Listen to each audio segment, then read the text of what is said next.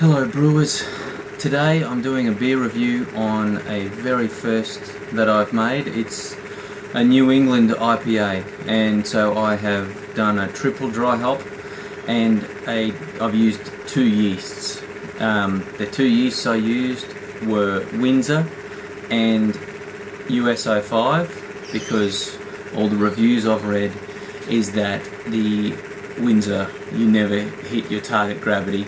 So that was why I combined it with a very neutral flavoured yeast that has a good attenuation, which is the USO 5. It's very versatile, and that was why I chose that one. And the Windsor, it left a residual estery sweetness, which is exactly what I was after from the New England IPA. And that's the beer there. As you can see, it is cloudy, but when I talk about the recipe or the grain bill, you'll understand why it's likely to be this way. Don't think that I've just left the yeast in it. I did cold crash it, I did add gelatin, but due to the grain bill, it was always going to be murky. It smells, I'll put the recipe down the bottom, but it smells very tropical. There's passion fruit, there's peach, there's mango, and you can get some of the crystal malt that I've added too.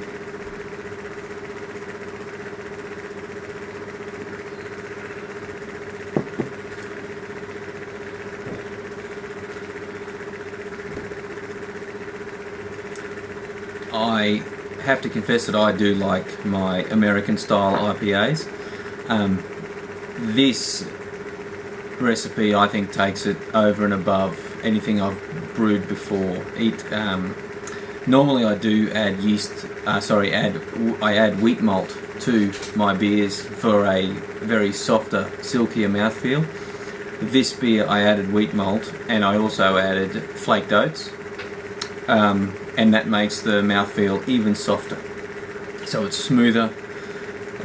I added a very small amount of bittering hops. I added 10 grams of Warrior, and then at flameout 60 minutes later I added 40 grams of Mosaic, Vic Secret and Centennial. And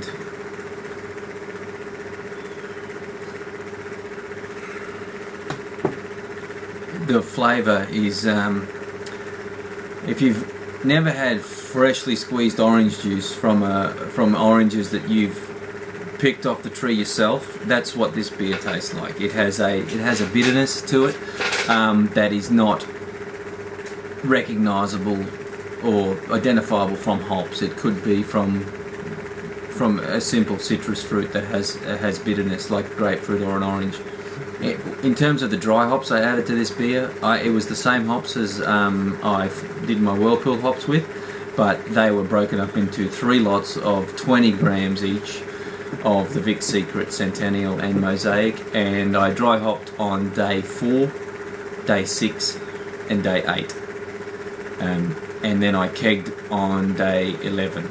So the longest any dry hops were in contact with the beer was 7 days.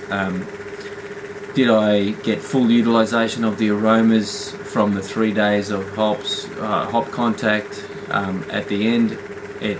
Probably not. I'm not worried.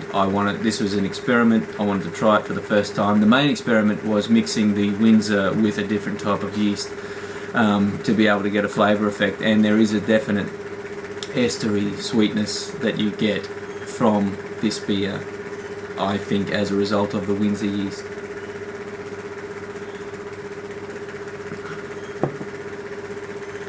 Now, in terms of the kegging, people have told me that you should fill the keg with carbon dioxide, flushing it with CO2, so to minimise oxygen contact with the beer.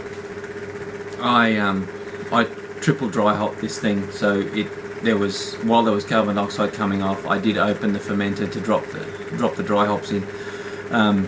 But my filling technique, I think, is pretty sound.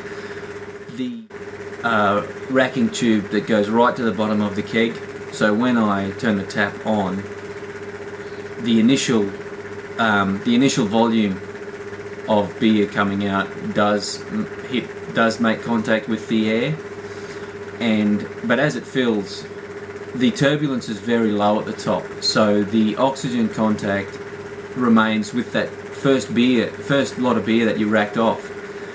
All the rest remains without oxygen contact, and then once you put the lid on and you flush it with CO2 and then start force carbing it, there is no longer oxygen contact with the beer. So the 5 minutes that it takes to rack into a fermenter oxygen contact, I would like to know how much the volume is of oxygen absorbed by the beer, but it's negligible. I've never had a beer that tastes cardboard or smells of it.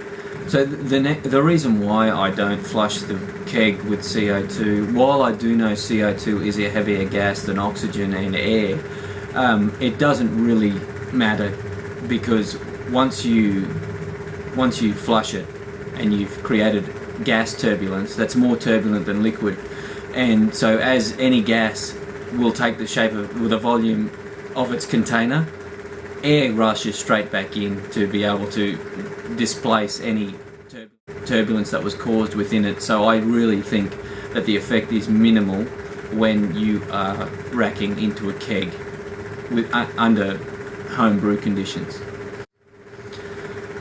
So in terms of New England IPAs, as I said, my confession is I already really like American IPAs. This takes it to a whole new level. The flaked oats make it more silky, and I'll put the recipe down the bottom for everyone to follow, and if you have anything that you want to ask, please do so down the bottom. Cheers.